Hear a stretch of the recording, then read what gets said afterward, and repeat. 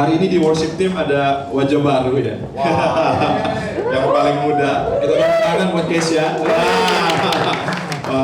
Saya sangat senang banget ini next generation worship team ya.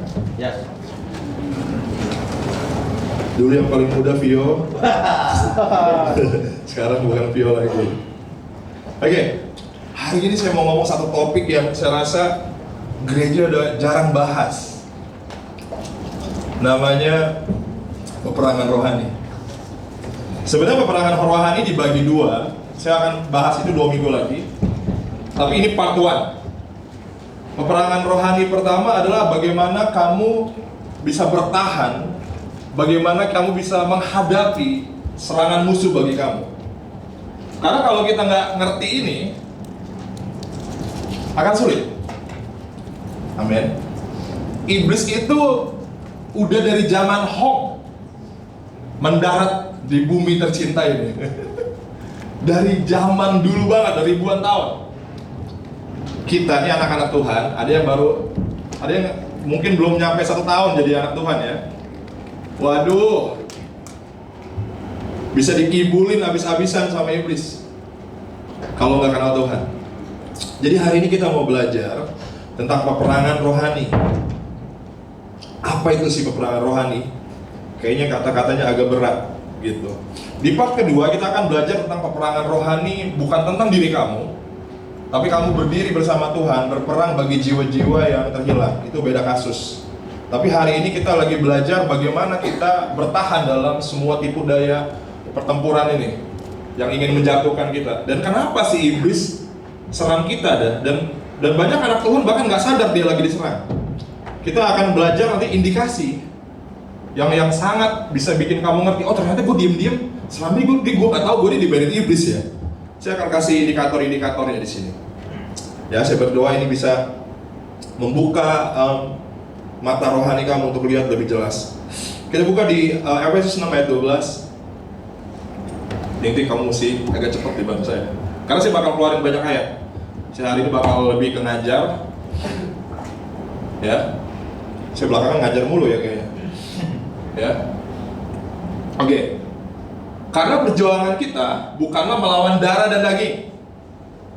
Ya, our battle is not against flesh and blood. Tapi apa peperangan kita? Melawan pemerintah, penguasa-penguasa, penghulu-penghulu, melawan roh-roh jahat di udara. Ini sebenarnya Alkitab udah jelasin ya, ada level-levelnya.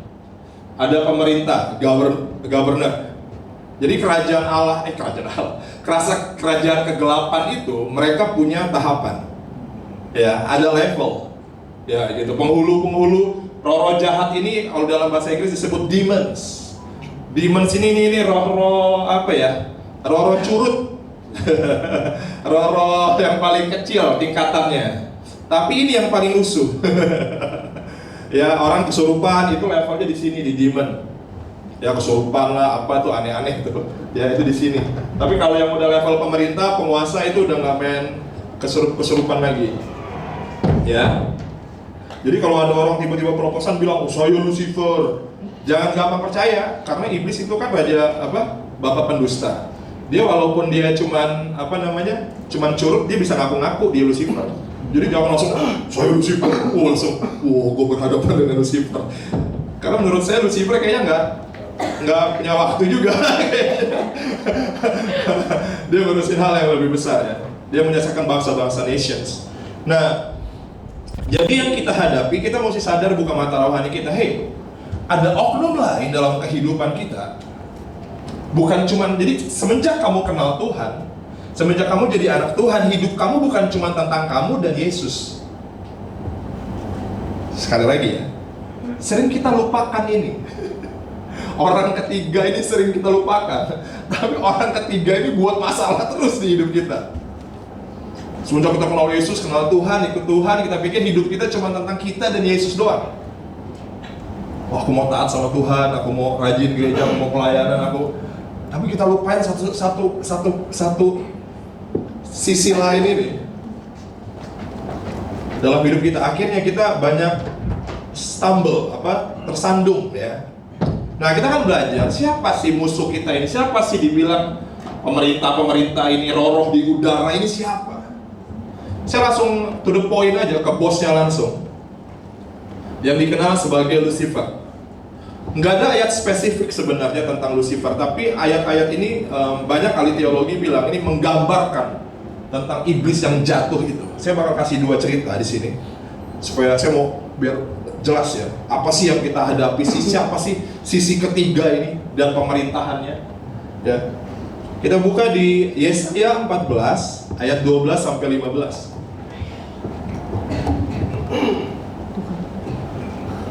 Lucifer punya background secara teologis, dia adalah salah satu malaikat tertinggi di surga yang memimpin puji-pujian dan penyembahan di surga. Jadi dia itu worship leadernya surga dulu. Oke, dia worship leadernya surga. Dia indah banget. Jangan langsung bayangin Jojo, nggak nyambung. Dia indah banget, charming. Ya, dia puji-pujian pemimpin worship leader di surga. Sudah buka? 12 ayat. Hah? Yesaya. Yesaya 14 ayat 12 sampai 15. Iya. Ini yang menggambarkan ini. Wah, engkau sudah jatuh dari langit, hai bintang timur, putra fajar, son of the sun. Jadi kalau ada yang namanya San, hati-hati. San, son of the sun. Bukan Buksan ya.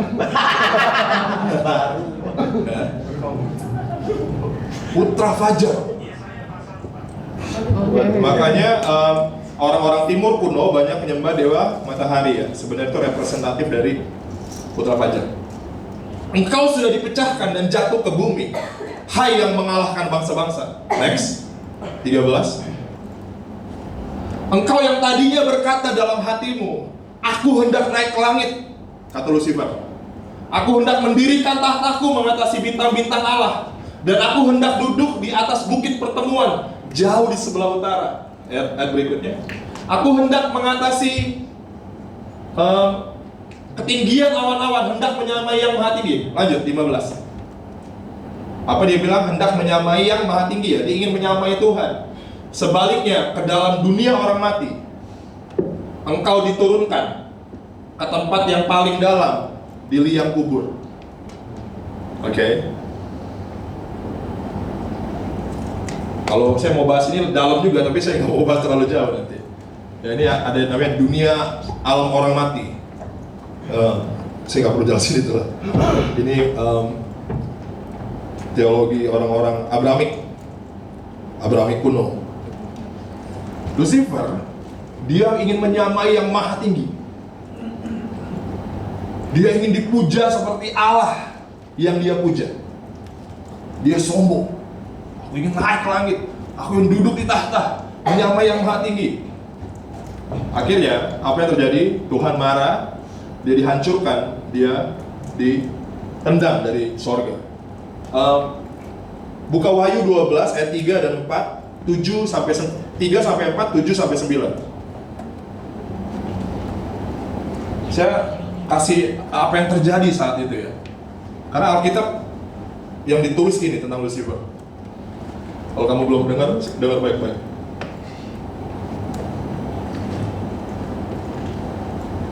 Maka keluarlah seorang malaikat lain dari bait suci, dan ia berseru dengan suara nyaring. Salah. Wahyu 12 ayat 3 sampai 4. Beda ya. Wahyu 12 ayat 3 sampai 4.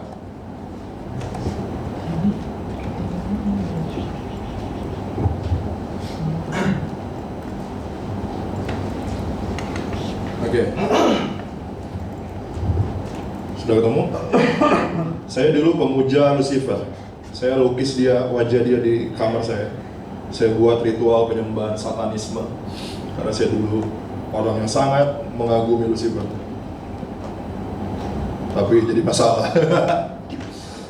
Akhirnya saya berjumpa dengan Yesus, saya keluar dari pemujaan setan. Maka tampaklah suatu tanda yang lain di langit. Dan lihatlah seekor naga merah padam yang besar. Ya, naga merah. Ini lambang dari Satan, dari iblis. Berkepala 7 dan bertanduk 10, dan di atas kepalanya ada 7 mahkota. Lanjut. Dan ekornya menyeret sepertiga bintang-bintang di langit dan melemparkannya ke atas bumi. Dan naga itu berdiri di hadapan perempuan yang hendak melahirkan itu untuk menelan anaknya. Segera sesudah perempuan itu melahirkan, ini ngomongin tentang Bunda Maria. Ingat awal-awal Yesus lahir banyak putra yang dibunuh, banyak bayi dibunuh hari-hari itu. Ini gambarin hari-hari itu. Naga ini menyeret sepertiga bintang.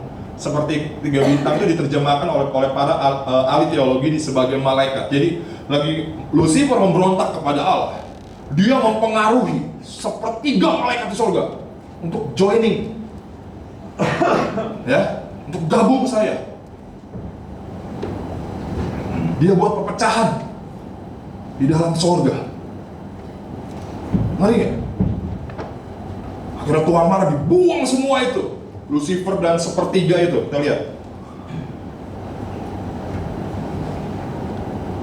7 sampai 9. Lompat ke ayat 7 sampai 9.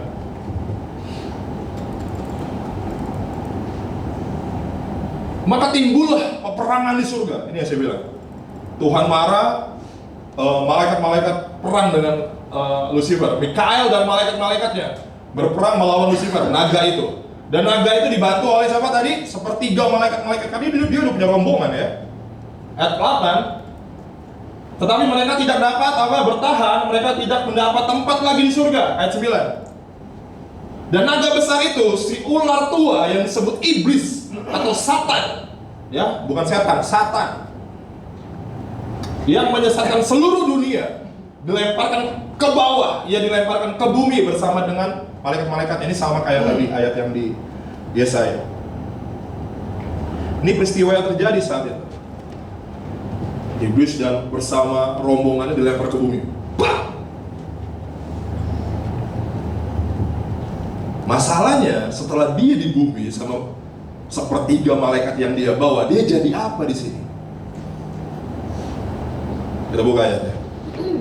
1 Yohanes 5 ayat 19. Setelah mereka dibuang ke bumi, mereka nangis gitu, sedih, kita nggak di surga lagi. Mereka jadi apa di bumi? Kita tahu bahwa kita berasal dari Allah dan seluruh dunia dibilang di bawah kuasa si jahat. Iblis dan sepertiga malaikat yang dia bawa dari surga menguasai bumi. Mereka menguasai 7 gunung pengaruh. Dunia media mereka kuasai. Dunia ekonomi mereka kuasai. Politik gila-gilaan. Dunia apa yang mereka nggak kuasai? YouTube yang punya anak hari-hari ini ngeri banget kalau anak-anaknya nonton YouTube. Pengaruh-pengaruh kekerasan LGBT itu menyebar kuat banget. Siapa dalang di balik semua itu? Siapa tadi? Setan. Satan. Ya, Satan. Jadi kalau dikatain setan, kamu jangan tersinggung. Setan nggak ada tulisan di Alkitab, ada Satan. Gak canda. Ya. Nah, dari cerita itu, si Lucifer dan malaikat-malaikatnya ini membentuk sebuah kerajaan yang saya bilang di Efesus 6. Ada pemerintah, penghulu, penguasa, rame. Sepertiga malaikat itu, sepertiga surga itu sebanyak apa saya nggak bisa gambarin, tapi banyak banget. Oke? Nggak kebayang. Ya. Nah, apa hubungannya dia sama kamu? Sekarang, kamu anak-anak Tuhan adalah number one wanted bagi kerajaan kegelapan. Mungkin kamu nggak sadar, Kamu cuma mikir, aku sama Yesus, tapi kamu nggak sadar sisi lain menargetkan kamu jadi orang pertama yang dia mau hancurkan. Masalahnya tiap hari. Kita buka apa sih yang dia mau lakuin di hidup kita. Kita buka di Yohanes 10 ayat 10. Saya bakal banyak ayat supaya apa yang saya ngomongin relevan dengan firman Tuhan. Saya nggak asal asbun ya. Dan saya sangat open kalau ada apa yang saya ajarkan menurut kamu tidak sesuai dengan firman Tuhan, kamu bisa after ibadah atau kapan. Kayak waktu gue mau diskusi sama lo, kayaknya ada yang salah dengan otak lo. Gitu. Oke. Saya sangat open dengan diskusi. Saya suka banget kalau ada orang-orang yang mau bahas itu lebih dalam. Yohanes 10 ayat 10. Pencuri datang hanya untuk apa? Pencuri itu iblis. Datang untuk mencuri, membunuh, dan membinasakan, kata Yesus. Tapi aku, kata Tuhan Yesus, aku datang supaya mereka mempunyai hidup dan apa? Mempunyainya dalam segala kelimpahan. Iblis cuma punya purpose ini di hidup kamu: mencuri, membunuh, membinasakan. Pertanyaannya, apa yang dia curi? Iblis nggak mungkin mencuri sesuatu dari kamu kalau kamu nggak punya apa-apa. Sekali lagi, iblis nggak mungkin berdeterminasi mencuri sesuatu dari hidup kamu kalau hidup kamu itu nggak ada apa-apa. Benar nggak? Kalau dia mau curi, pasti ada something yang big inside of you. Masalahnya yang aneh, orang Kristen sendiri nggak tahu apa yang dia miliki.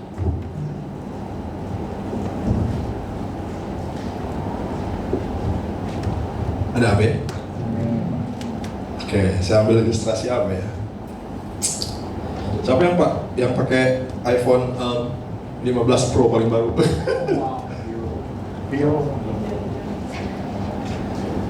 Kalau ada nenek-nenek yang nggak ngerti tentang dunia per Apple-Applean, anggapnya neneknya udah 60 tahun, dia nggak ngerti tuh dunia per Apple-Applean. Dia nggak ngerti dunia handphone itu yang mahal mana, yang murah mana. Dia nggak tahu. Dan si nenek punya anak yang lumayan sukses.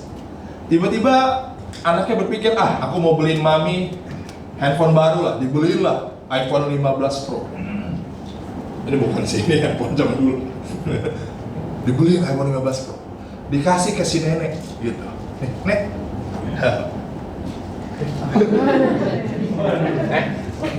Tapi si nenek nggak dijelasin nilai dari iPhone 15 Pro itu. Dia nggak tahu seberharganya itu seheboh apa di dunia ini.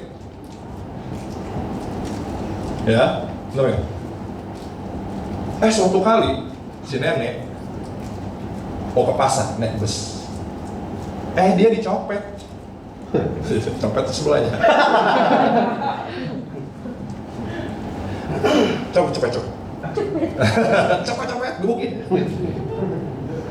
Lagi si nenek kehilangan handphone. Dia sedih sih, tapi mungkin sedihnya nggak kayak kamu.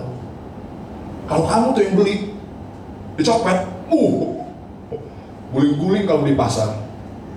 Karena si nenek nggak tahu value-nya sebesar itu, dia dicopet.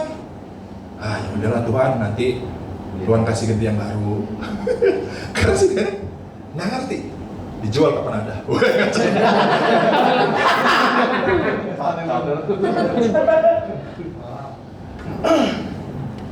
Si nenek nggak tahu value-nya itu apa.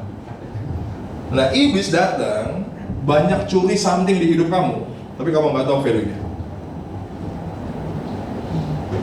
Kamu dicuri, ya udahlah. Ya kan kamu nggak ngerti value-nya apa. Kamu nggak tahu apa yang Yesus kerjakan di atas kayu salib itu menginvestasikan banyak hal di hidup kamu. Banyak banget. Saya nggak bisa jelasin ini saat ini. Tapi kalau saya ada momen buat jelasin ini powerful banget. Apa yang Yesus selesaikan, it is finished di kayu salib, itu menginvestasikan banyak hal yang kamu nggak tahu. Kenapa kamu nggak tahu? Karena kamu nggak baca Alkitab. Gimana mau tahu? Kamu nggak tahu apa yang kamu punya. Jadi iblis datang ngambil pun ya lagi nggak? 2 lagi nggak?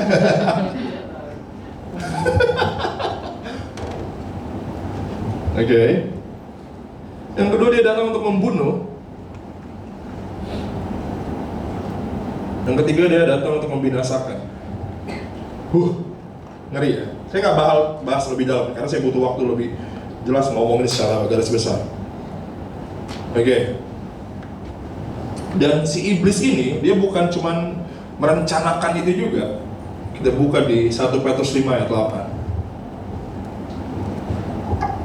Dia udah mau datang ke hidup kamu, dia mau curi, dia mau bunuh kamu, dia mau binasakan kamu. Mau binasakan itu artinya apa sih, Ko Santo? Binasakan itu apa? Masuk neraka. Tapi kan saya orang Kristen, Ko Santo. Udah ditebus udah dari Yesus. Hei, iblis bisa buat kamu murtad.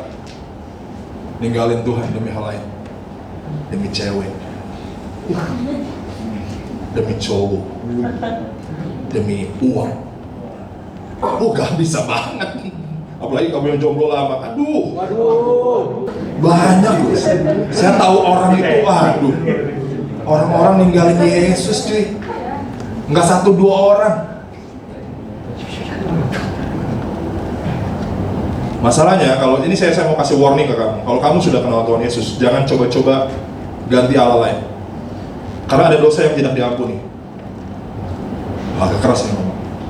Kemurtatan adalah dosa yang nggak bisa diampuni. Kamu bisa hujat anak manusia, tapi sekali kamu hujat Roh Kudus, itu dosa yang nggak pernah bisa diampuni. Kalau dosa itu nggak diampuni, ya murka Allah yang selama ini tertahan oleh darah Yesus yang nempel di kamu, tiba-tiba kamu pindah channel, darahnya diangkat, murka Allah yang tertahan tiba-tiba tumpah.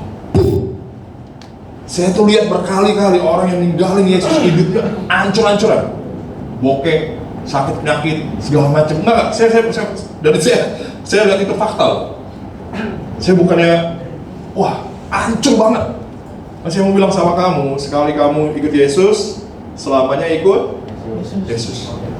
Ya, dosa yang lain masih ada anugerah Tuhan lah. Bukannya saya membenarkan, tapi dosa itu jangan disentuh. Please, jangan main-main dengan Tuhan. Ya, aduh, banyak orang Kristen nggak ngerti kali. Baru ketemu cowok, santai. Amin. Amin. Sabar. Pasti dapat yang terbaik nanti. Amin. 1 Petrus 5 ayat 8. Sadarlah, dibilang, dan berjaga-jagalah. Lawanmu si iblis, dia ngapain? Berjalan keliling sama seperti singa yang mengaum-ngaum dan mencari orang yang dapat ditelan. Ya. Iblis bukan cuma merencanakan sesuatu, tapi dia mencari momen. Dia cari momentum di mana dia masuk dan dia telan hidup kamu. Selesai. Iblis jahat banget ya. Ya emang, kalau baik bukan iblis cuy. Nah, sekarang akan masuk ciri-ciri saat kamu diserang oleh kuasa kegelapan. Nah, ini part yang saya mau kamu mengerti. Oke. Apa sih ciri-ciri kalau saya ini diserang? Karena banyak orang nggak sadar dia juga sedang diserang. Karena serangan iblis itu bukan yang gimana ya kamu pikir ya. Nah, ini nih bagian part yang saya rasa Tuhan mau wayukan ke kamu, mau buka mata kamu. Yang pertama, ya kalau, saya mau, ini banyak banget sih, tapi saya mau kasih tahu semua ciri-ciri. Jadi kamu bisa ngerti, oh saya diserang nih, ternyata selama ini. Oke, kita buka Wahyu 12 ayat 10. Wahyu 12 ayat 10. Dan aku mendengar suara yang nyaring di surga, ya. Sekarang telah tiba keselamatan dan kuasa dan pemerintahan Allah kita dan kekuasaan Dia yang diurapinya, karena telah dilemparkan ke bawah pendakwa saudara kita. Sampai ini pendakwa ini iblis. Dia ngapain dia? Mendakwa mereka siang dan malam di hadapan Allah kita. Ciri pertama di mana kamu diserang adalah tuduhan. Tuduhan akan kesalahan, akan kebodohan, akan dosa. Tuduhan dari masa lalu kamu. Tuduhan-tuduhan dari apa yang kamu lakukan, pernah lakukan. Itu menghantui kamu. Penyesalan dan tuduhan beda. Ya, Petrus menyangkal Yesus tiga kali. Dia menyesal. Yesus datang ke hidup dia dipulihkan. Tapi ada satu orang tertuduh, namanya Yudas Iskariot. Dia menjual Yesus dengan 30 keping uang perak. Dan dia tertuduh, terdakwa siang dan malam. Dakwaan itu begitu hebat sampai dia nggak berani lihat dirinya sendiri. Akhirnya dia ngapain? Bunuh diri.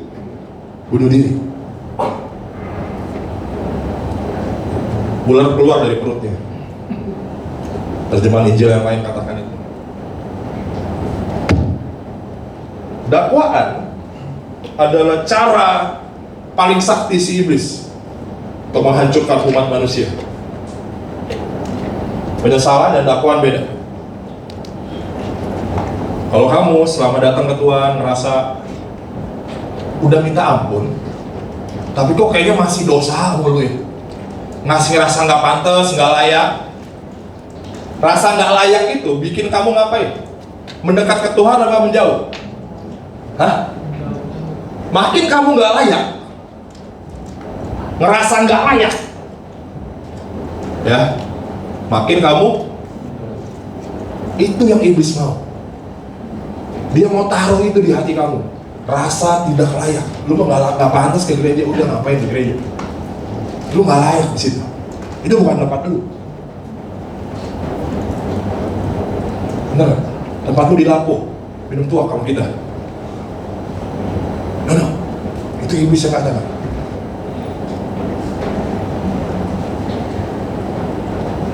Ada amin? Rasa tidak layak. Kalau kamu punya rasa itu, kamu tahu kamu sedang under attack. Oke. Kedua, kita buka 2 Timotius 1 ayat 7. Ini saya ngomongin akar semua ini. Rasa tidak layak, ini akar-akar semua ini. Sebab Allah memberikan kepada kita bukan roh ketakutan, melainkan roh yang membangkitkan kekuatan kasih dan ketertiban. Ketakutan itu bisa roh. Ketakutan yang berlebihan, too much, itu bukan cuma ada di pikiran kamu, tapi spiritual sifat. Insecurity, rasa tidak percaya diri adalah buah dari ketakutan. Nggak berani ketemu calon mertua, nggak pede kalau pakai sepatu yang udah 3 tahun, mesti pakai sepatu baru. Insecure. Banyak akar ketakutan sih. Takutan nggak diterima, berusaha jadi orang lain supaya diterima di pergaulan. Ketakutan yang mendorong kamu makin ngaco. Itu berasal dari si jahat. Takut akan masa depan, berlebihan. Dan ketakutan ternyata adalah lawan kata dari iman. Di mana ada ketakutan, nggak ada iman di situ, nggak ada percaya. Nggak mungkin kamu ketakutan tapi saya percaya sih sama Yesus. No. Dari kamu takut tentang sesuatu, nggak ada iman di situ. Kalau nggak ada iman, nggak ada Tuhan di situ.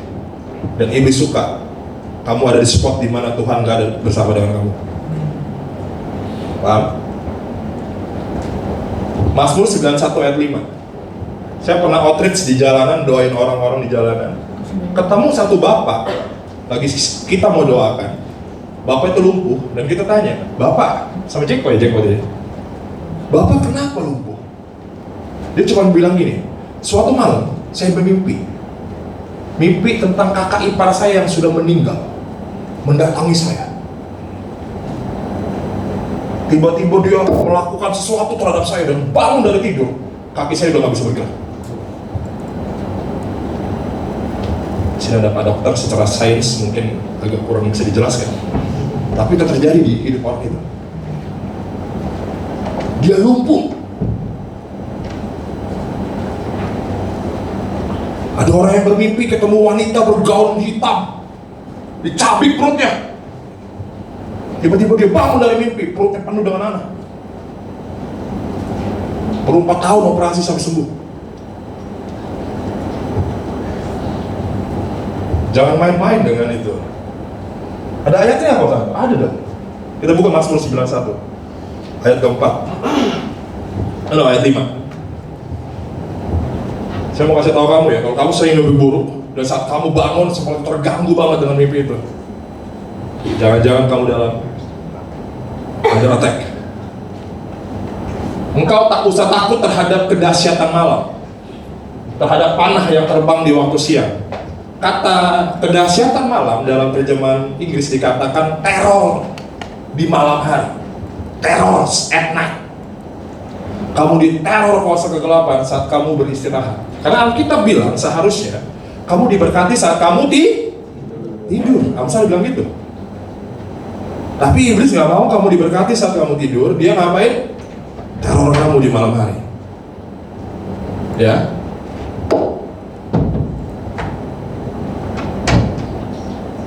Penting buat kita berdoa sebelum tidur. Minta proteksi dari Tuhan, tutup bungkus oleh darah Yesus, supaya alam bawah sadar kita nggak diatak. Terus Ibrani 12 ayat 15. Ini tanda-tanda kalau kamu diserang sama kuasa kegelapan. Tidak layak lah, takut, banyak takutnya hidup ini. Ibrani 12 ayat 15. Jagalah supaya jangan ada seorang pun menjauhkan diri dari kasih karunia Allah, agar jangan tumbuh akar yang pahit, yang menimbulkan kerusuhan dan yang mencemarkan banyak orang. So, saat iblis udah buat kamu jauh dari apa tadi dibilang karunia Allah, lagi iblis tarik kamu dari Tuhan, tarik kamu dari gereja, tarik kamu dari doa. Kamu udah gak pernah doa, udah gak pernah gereja, udah gak pernah lagi Tuhan-Tuhanan. Hal pertama yang akan muncul di hati kamu bukan bokeh, bukan. Di hidup kamu bukan muncul itu. Apa namanya? Akar pahit. Tunas yang akan muncul pertama kali saat kamu jauh dari Tuhan itu bukan apa-apa. Namanya kepahitan, bitterness. Tiba-tiba kamu bisa cari orang siapa yang bisa gue salahkan ya dalam hidup gue tentang keadaan gue ini.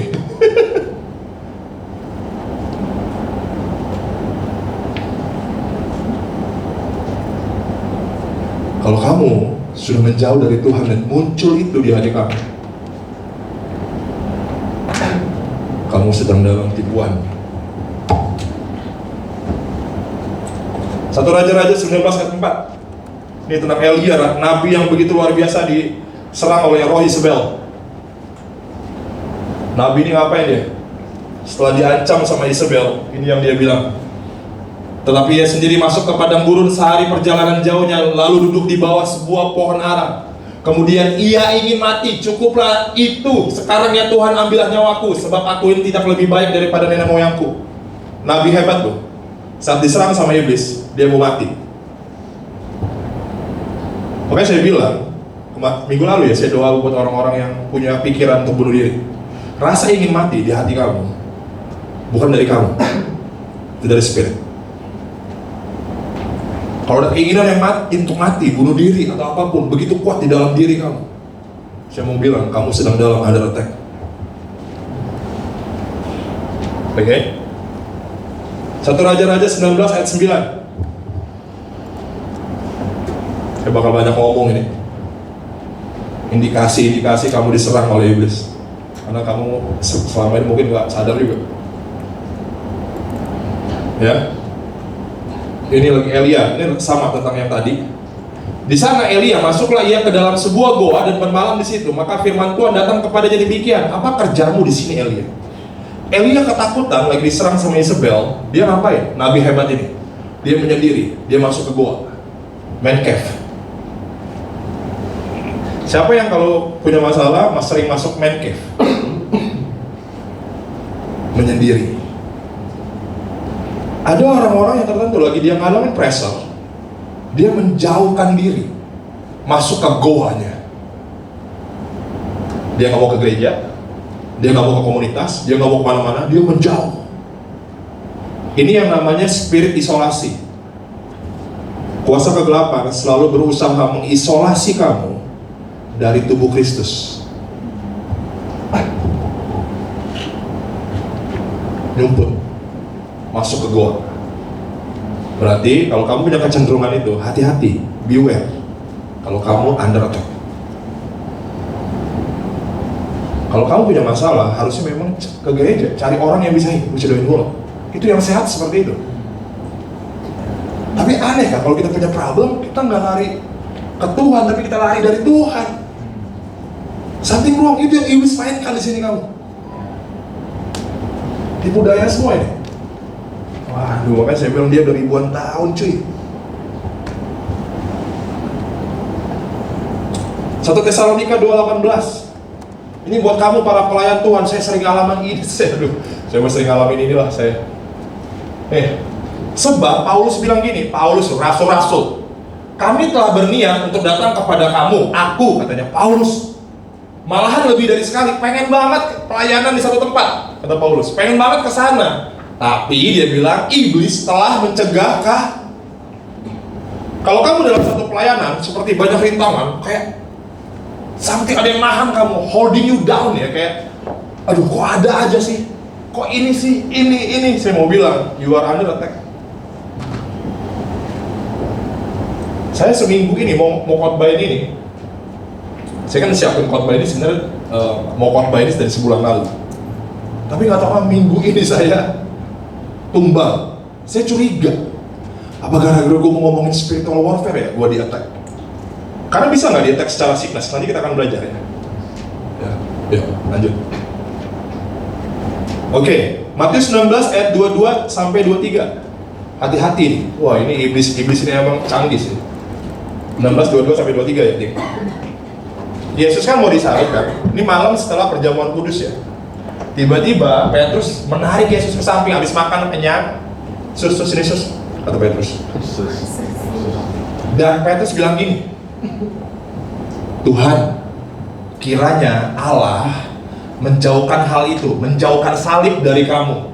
Hal itu sekali-kali takkan menimpa engkau. Kelihatannya baik gak? Yesus mau menderita di salib. Petrus bilang, aku doain kamu gak ngalamin penderitaan itu. Kelihatannya baik gak? Petrus baik banget, ingin menyelamatkan Yesus dari penderitaan. Tapi Yesus responnya apa? Yesus berpaling dan berkata kepada Petrus, apa? Nyala iblis, engkau suatu batu sandungan bagiku, sebab engkau bukan memikirkan apa yang dipikirkan Allah, melainkan apa yang dipikirkan manusia. Iblis sering menyamar sebagai good advice, tapi bukan God voice.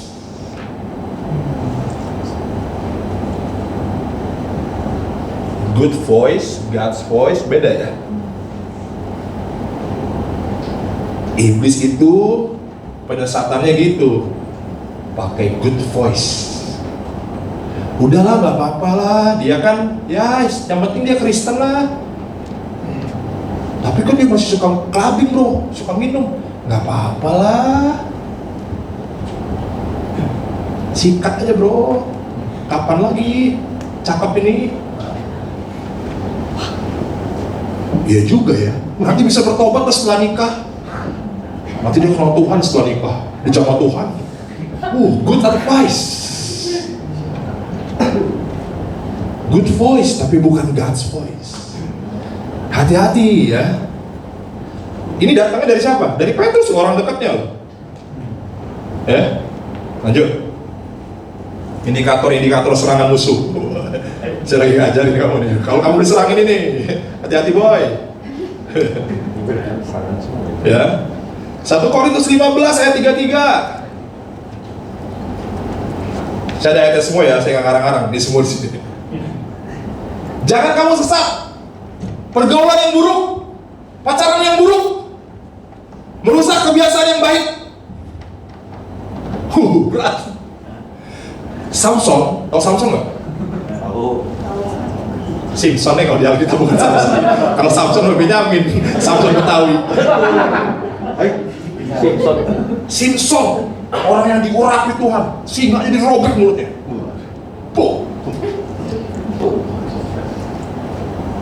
Dikirim sama orang Filistin.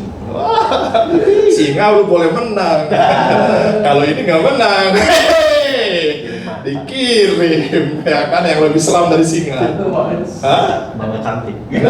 Namanya Delilah. Macan. Mama cantik. Delilah datang, boy. Kalau kamu baca Alkitab ya, Simpson tuh geblek minta ampun. Berkali-kali loh. Diikat di apa? Dia tahu dia tuh dikerjain sama Delilah. Tapi udah kepalang sayap. Ada nggak yang udah tahu pacarnya toksik tapi udah kepalang sayap?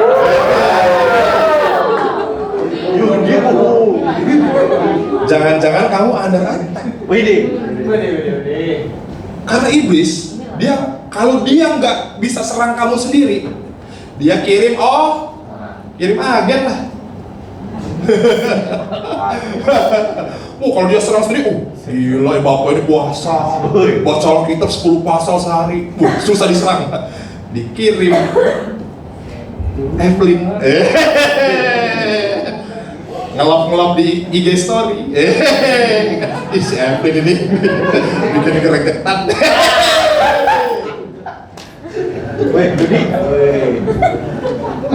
Wah, ini real.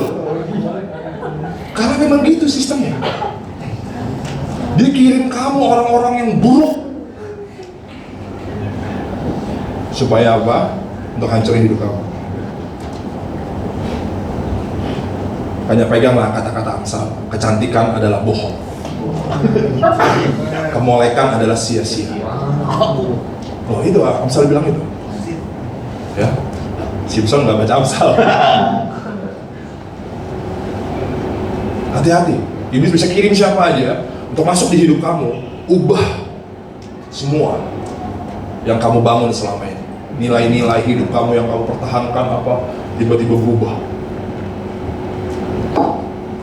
Ya, hati-hati ya. Lanjut nggak? Indikator serangan. Ayub 2 ayat 7. Suatu kali Tuhan bangga-banggain Ayub di hadapan setan. Lihat tuh anakku Ayub, betapa salehnya dia. Wah, engkau udah merayu-rayu aku setan buat kasih penyakit ke dia, tapi aku nggak mau, kata Tuhan. Kau baca dikit di Alkitab. So setan bilang gini, alah dia tuh taat kayak gitu karena hidupnya baik aja, banyak duit, istrinya cantik, segala macam. Coba dia dikasih sakit, kata setan. Kasihlah Tuhan, ulurkan tanganmu, kasih dia penyakit lah. Tuhan bilang, no, aku nggak kasih penyakit, enak aja, kata Tuhan. Bahasa iblis, yaudah kalau gitu saya kasih penyakit ya. Oke, tapi jangan ambil nyawanya. Iblis datang ke rumah Ayub, dia ngapain? Kemudian iblis pergi dari hadapan Tuhan. Tuhan gak pernah kasih kau sickness, gak pernah. Lalu ditimpanya Ayub dengan apa? Bara yang busuk dari telapak kakinya. Aduh, ini bukan asam urat kan? Sampai ke batu di kepalanya. Iblis datang ke rumahnya, menimpang asam urat di telapak kakinya.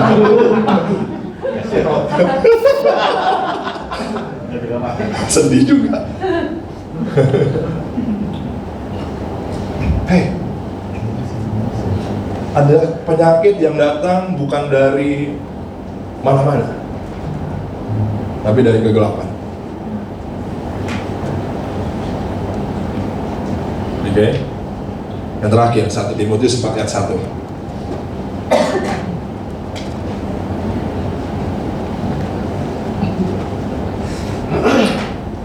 Tetapi Roh dengan tegas mengatakan, Roh Kudus ya, bahwa di waktu-waktu kemudian ada orang yang akan murtad. Karena ngapain? Mengikuti apa? Roh-roh penyesat dan ajaran-ajaran setan, doctrine of devils kalau bahasa Inggrisnya.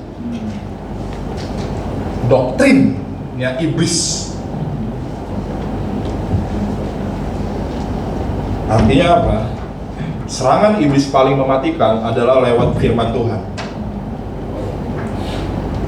Kamu kebanyakan ngerenungin firman Tuhan keblinger, otaknya mereng. banyak orang teologi jadi sesat sendiri. Banyak pengajaran-pengajaran juga hari-hari ini keblinger. Kebanyakan mikir kali. Akhirnya bilang Yesus bukan inilah Roh Kudus perempuan lah, ada yang kawin roh lah, kawin roh apa lagi tuh? Jurus macam apa? Ini ngeri. Yang ngerinya gini, mereka nggak sadar mereka udah murtad. Penyesatan itu bukan orang sadar, yo gua sesat sih, makasih infonya. Nggak, orang tersesat itu nggak sadar loh dia tersesat. Ini ngeri, beneran ngeri. Amin. Hati-hati dengan doktrin-doktrin, pengajaran-pengajaran yang penting bagi kita berdiskusi ya. Kalau ada samping kok ini kayaknya ada yang janggal ya. Jangan mentang-mentang kamu terkesima dengan karismanya. Yang ganteng apa, pendetanya putih. Kamu nggak pentingin pengajarannya, no, jangan gitu. Mau terkesima, mau terpesona, mau karismatik atau, aduh kok ini agak matching ya. Coba kita diskusikan dulu. Diskusikan aja teman-teman kamu dulu. Gimana pendapat dulu?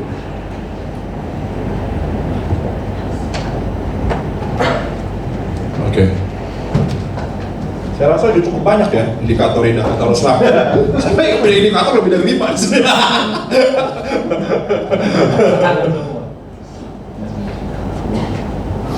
kita aja, saya kan berapa ya, 2 minggu lalu ngomongin tentang roh lawan daging ya. Kita lawan daging aja udah segitu beratnya ya. Ini lawan lagi sama si iblis Loh, kebayang gak sih kamu? Saya tuh kalau mikir ya, stres ya. Aduh, gue ngelawan daging gue sendiri aja ya, setengah mati loh. Ini pakai acara-acara peperangan rohani lagi lawan setan. Kalau kita nggak benar-benar bergaul sama Tuhan jujur, berat banget ikut Tuhan. Berat banget bos. Ya, kamu yang masih baca Alkitabnya pakai cilukba, Tuhan ngomong sama aku dong, cilukba. Ya, kamu tahu gak sih baca Alkitab cilukba? Hah? Tuhan ngomong sama aku dong, Pak. Cilukba. Nah ini nih, kamu yang cara baca Alkitab masih cilukba, belum tahu obat baca beneran lah. Aduh saya mau ngantuk kok kalau baca urut-urutan, saya mah suka cilukba. Waduh, gaya baca Alkitab macam apa itu? Kalau baru-baru kenal Tuhan nggak apa-apa lah. Tapi kalau 10 tahun ya, wah tolong lah. Kalau 10 tahun kenal Yesus masih baca Alkitab cilukba, aduh, malu loh malaikat, ya kan?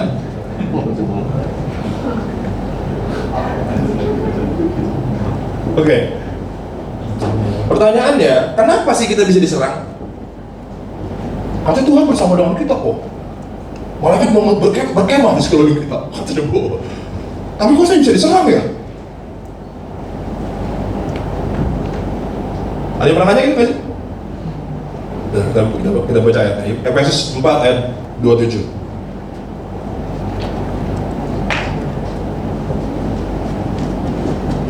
Coba baca. Yang bikin diri kamu diserang siapa? Jangan beri kesempatan kepada iblis. Kita yang kasih kesempatan. Siapa yang di sini suka apa ya? Distraksi paling suka basket lah ya. Bola kayaknya Beben senang ntar. Basket aja basket. Siapa yang kamu pikir kamu bisa one-on-one sama Stephen Curry? Hah?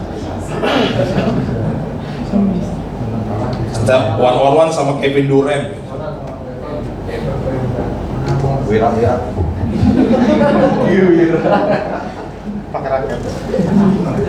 Kevin Durant kalau main serius sama kamu, aduh, jadi Durant montong kamu. Sehebat-hebatnya kamu latihan sama wapek lah, apa? Udah ngomong, ketemu Kevin Durant, selesai. Benar kan? Kecuali Kevin Durant bilang gini, pura-pura bego. Memberi kesempatan bagi kamu untuk men-steal bolanya. biar dia senang lah, nih steal lah. Dia pulang ke Lampung cerita, gua nyetil dari Kevin Durant. Padahal dikasih kesempatan sama Kevin Durant. Kalau nggak dikasih kesempatan, kalau Kevin Durant main serius, sampai monyet rambutnya gondrong juga nggak bakal bisa.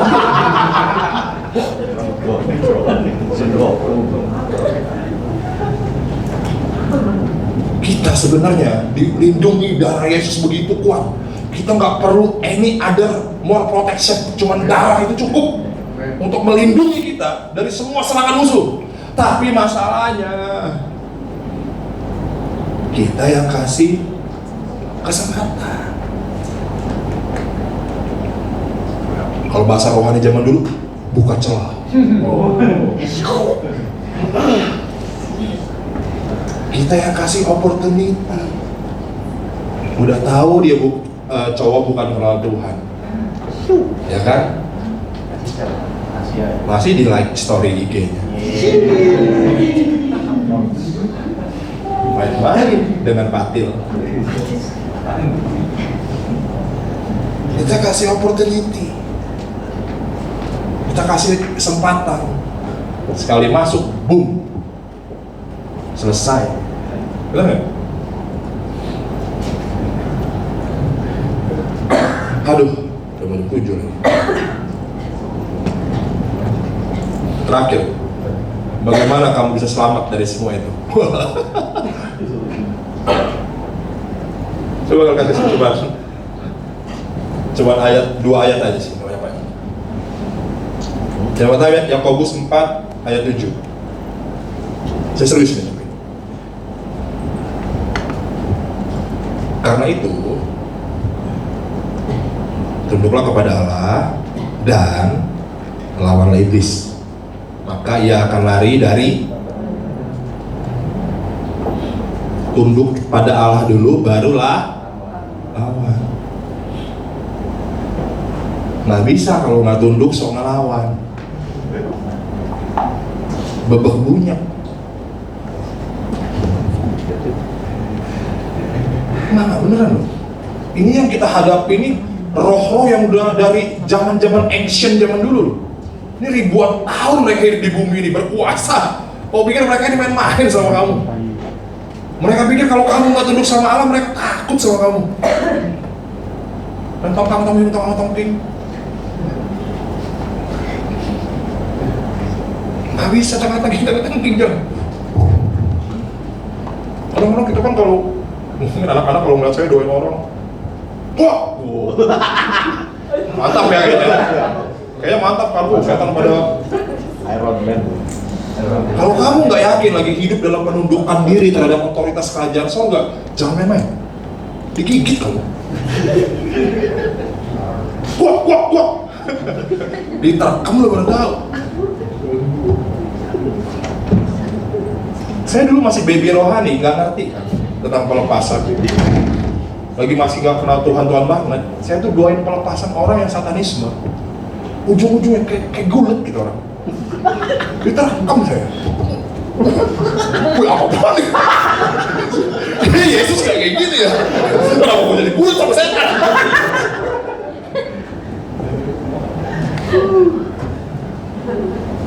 Diterkam loh.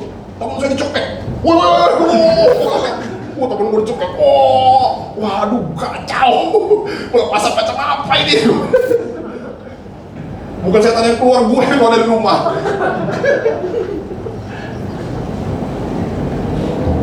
Kalau kamu merasa tadi punya indikator, kayaknya gue detect nih apa yang Kosanto bilang. Hal pertama yang kamu harus lakukan, bertobat. Bagi kamu datang dalam pertobatan, kamu sedang menundukkan diri kamu dalam otoritasan Tuhan. Pertobatan adalah kunci di mana kita bisa menang melawan semua serangan musuh. Mau kamu dibohongi iblis kayak apa?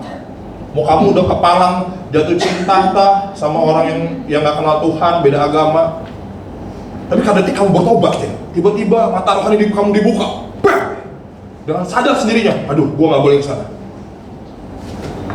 Kalau gue terusin, selesai nih gue. Tapi kalau kamu nggak datang dalam menundukkan diri, bahasa Inggris itu submit yourself to the law and fight the devil. Kalau kamu nggak pernah menundukkan diri kamu kepada otoritas kerajaan Allah, nggak bakal bisa. Pertobatan adalah kunci supaya kita bisa berdiri melawan kegelapan.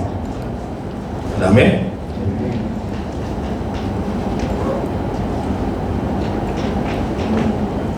Ini baru ngomongin peperangan diri sendiri ya. Nanti 2 minggu lagi saya bakal ngomongin peperangan untuk revival.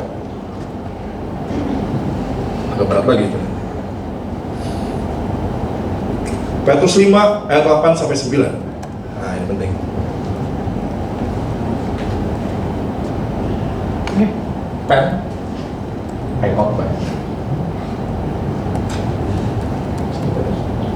1 Petrus 5 ayat 8 sampai 9. Ada? Oke. Ayat 8 dulu.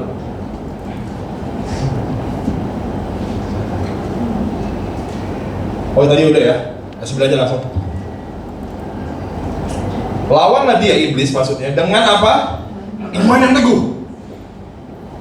Sebab kamu tahu bahwa semua saudaramu di seluruh dunia menanggung penderitaan yang sama. Banyak orang di seluruh dunia juga ngalamin ini, spiritual attack. Kamu cuma bisa lawan itu dengan iman yang teguh. Kita baca lagi yuk, Efesus 6 ayat yang ke-14 kalau nggak salah. Terakhir. Efesus 6 ayat 14. Jadi berdirilah tegak. Bukan 15. Salah ya? Kenapa? Terus coba. Yang memadamkan panah api itu adalah? Sudah. 16 ya? Oke. Dalam segala keadaan, pergunakanlah perisai iman. Tadi iman yang teguh, ini apa? Perisai iman, beda bahasa doang, tapi poinnya sama. Sebab dengan perisai itu, kamu akan dapat memadamkan semua panah api dari si jahat. Diselang tapi apes. Nah pertanyaannya, bagaimana bisa punya strong faith? Bagaimana bisa punya iman yang teguh? Jawaban cuma satu. Iman timbul dari pendengaran akan firman Kristus. Kalau kamu nggak bergaul dengan firman Allah, akan sulit bagi kamu untuk keluar dari semua permainan ini, permainan si iblis. Masalah buat kita orang Kristen, kita nggak suka baca Alkitab. Kita sukanya dengar, nonton reels pengkhotbah, ya, baca quote di IG, ya, nonton reels si inilah si itulah, cuplikan-cuplikan 1 menit khotbah, seneng kita. Tapi suruh baca Alkitab sendiri, kita nggak suka. Iman kita nggak akan kuat sampai kita buka Alkitab kita dan studi. Saya kemarin coba baca Alkitab dalam waktu 1 hari 1 kitab. Baca Kejadian saya. Berat ngantuk cuy. Akhirnya bisa selesai 1 kitab 4 hari. Berat juga. Tapi kita mesti push diri kita untuk intat sama firman. Karena firman pada bulannya ada firman bersama dengan Allah. Firman adalah Allah sendiri. Nggak ada formula aneh-aneh saya. Kalau teman saya pernah bilang, udahlah bro, nggak usah revival-revivalan lah, baca Alkitabnya dulu. Baca Alkitabnya aja dulu rutin. Kita ini kebanyakan mimpi mau mengguncangkan kota ini. Wow, mana baca Alkitab nggak bisa, nggak bakal menang lawan ini. Ada amin? Amin. Amin. Open your Bible, baca. Kalau kamu nggak bisa baca, ngantuk kan? Pakai audio. Hah? Oh iya juga. Pakai audio lebih tidur lagi ya.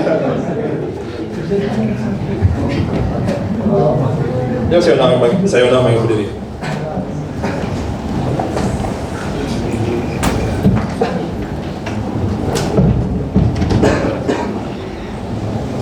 kasih saya waktu 5 menit, saya mau berdoa bagi kamu. Tutup mata semua ya, jangan lihat kanan kiri.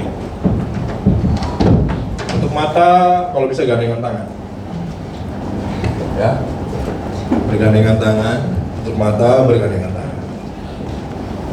Jangan lihat kanan kiri, kasih saya waktu 5 menit aja. Oke, tutup mata. Tutup mata semua, jangan lihat kanan kiri please. Saya mau kamu lihat wajah Yesus sekarang. Karena saya tahu dia di sini. Yang kedua, saya mau tanya kamu, kalau ada indikator-indikator itu, kepahitan lah dan semua itu, kamu rasa itu ada di hati kamu saat ini. Kalau memang itu kamu, saya mau kamu berdoa. Tuhan, aku rasanya tertipu. Aku mengisolasi diri aku kepahitan, aku menjauh dari Tuhan dan semua.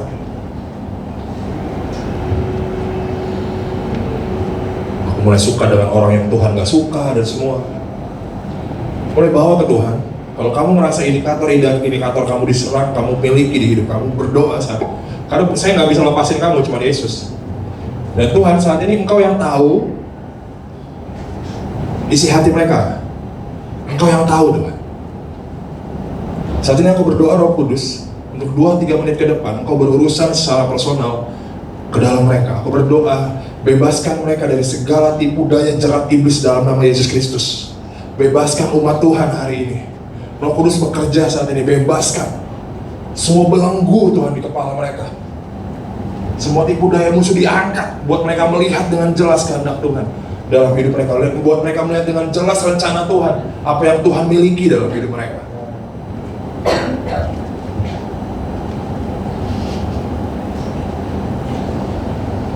Terima kasih Bapak.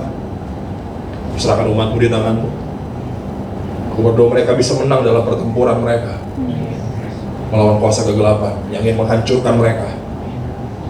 Buatlah kami tunduk kepadamu, submit ourselves kepada kehendak Allah. Buat kami tunduk kepada Allah, sehingga kami bisa berhadapan dengan kuasa kegelapan dan menang Tuhan.